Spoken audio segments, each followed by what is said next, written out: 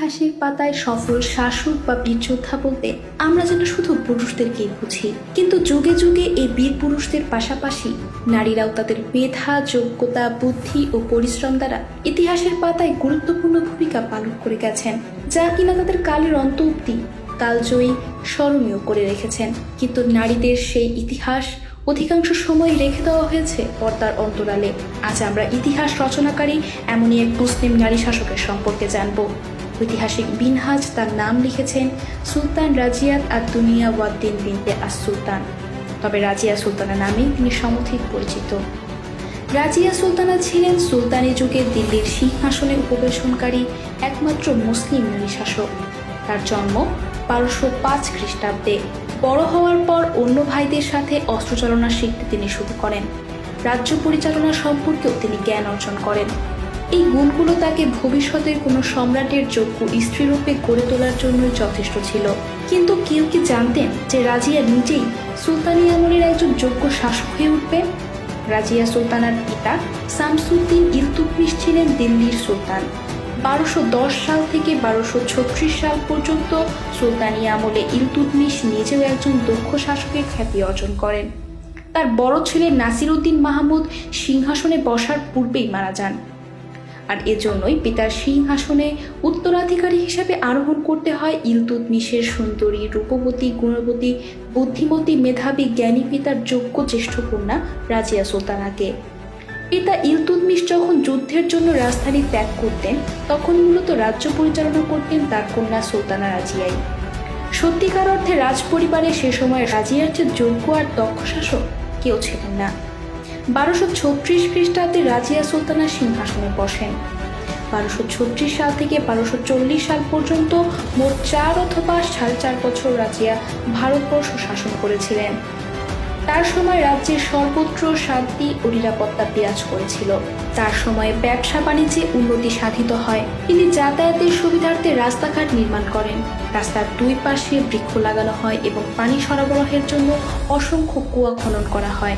তিনি সাহিত্যিক, শিল্পী ও কারিগরদের পৃষ্ঠপোষকতা করতেন। তার শাসনামলে সঙ্গীত ও চিত্রকলার প্রভূত বিকাশ সাধিত হয়। রাজ্যের বিভিন্ন স্থানে তিনি বিদ্যালয় প্রতিষ্ঠা করেন।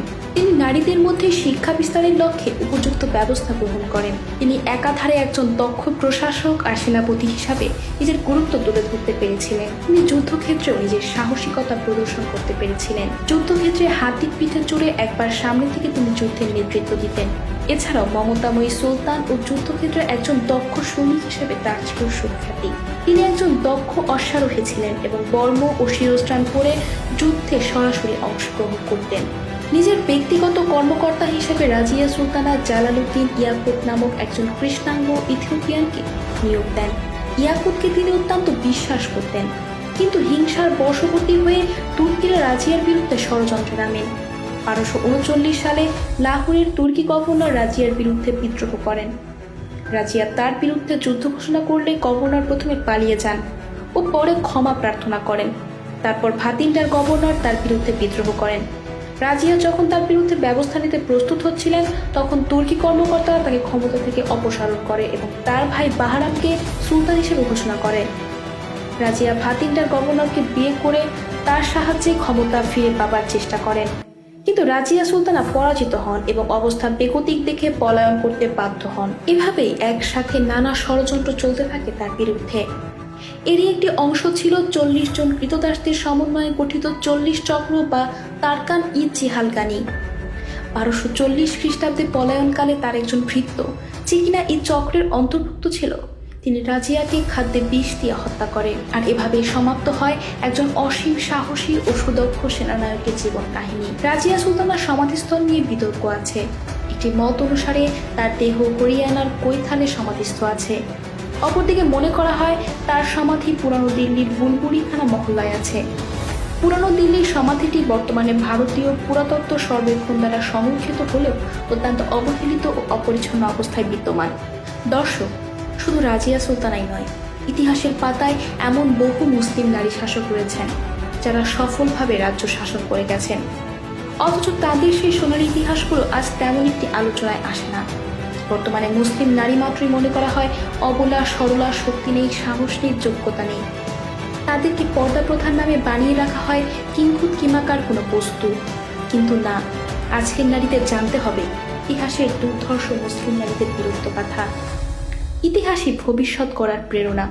সমাজের প্রতিটি ক্ষেত্রে পুরুষদের পাশাপাশি নারীরাও যে অবদান রাখতেন, জীবনের সর্বাঙ্গনে প্রতিটি কাজে নারীরাও যে অংশগ্রহণ করতেন, সেই ইতিহাস আমাদের মুসলিম নারীদের জানতে হবে। তবে আমরা শক্তি, সাহস ও যোগ্যতার বলে বলীয়ান হয়ে এই জাতি পুনরায় বিশ্বের দরবারে মাথা উঁচু করে দাঁড়াতে পারবে ইনশাআল্লাহ।